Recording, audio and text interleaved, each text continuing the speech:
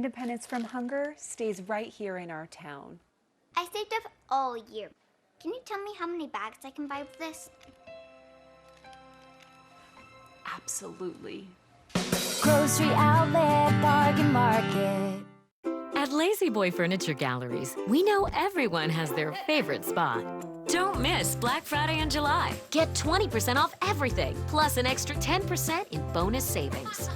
Lazy Boy Furniture Galleries. Live life comfortably. Show her you remember. The Jewelry Exchange has stackable bands $189, half-carat anniversary bands $399, 1-carat $699, 2-carat 3-stone rings $14.90. Thousands of gifts guaranteed to appraise for double. The Jewelry Exchange, Tustin.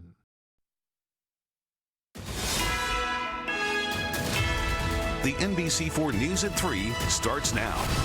Fly me to the moon. I left my heart. Ah, that voice. A crooner, a veteran, a civil rights activist, Tony Bennett has died at the age of 96. His voice timeless, his actions off the stage impactful. In a career that spanned 7 decades, he stole the hearts of people of all ages.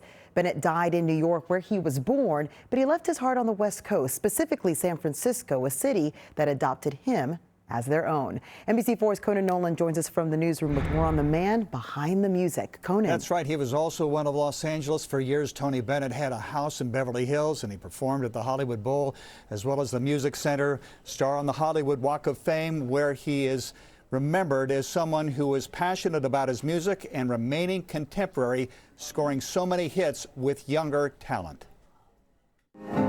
Let me sing forevermore. He was for years the keeper of the American Songbook. Tony Bennett created art with his voice, the sweeping tone and texture of which touched millions in a career spanning 7 decades and transitioning from generation to generation. The way you look tonight.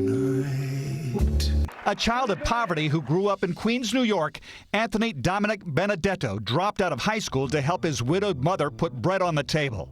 A job as a singing waiter led to minor performances.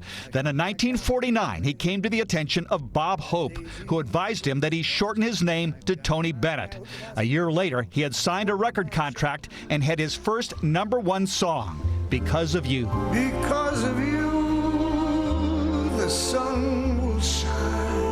His legion of fans quickly grew, among them Frank Sinatra, who famously said that, for my money, Tony Bennett is the best singer in the business. He excites me when I watch him. He moves me. And while Bennett had multiple hits, nothing compared to the sheet music his pianist had been given by 2 obscure songwriters. It was a soulful love song to a city. Bennett thought it had only regional appeal. It resulted in his first Grammy and his signature song. I left my heart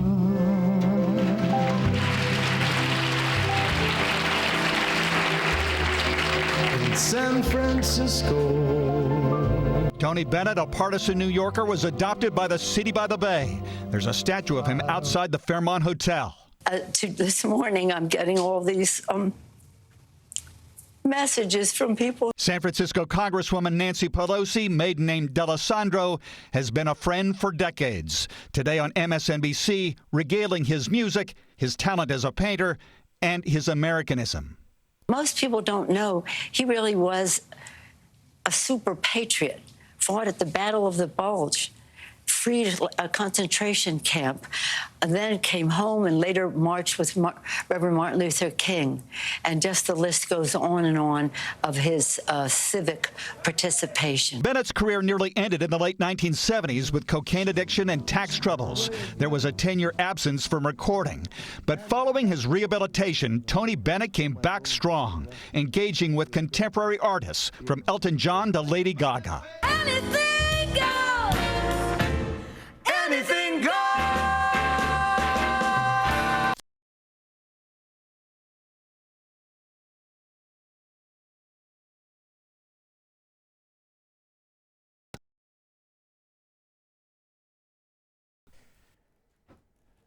There's a statement released by President Joe Biden just a little while ago where he said he respected and loved and was a fan of Tony Bennett's music for so many decades, not only because of his beautiful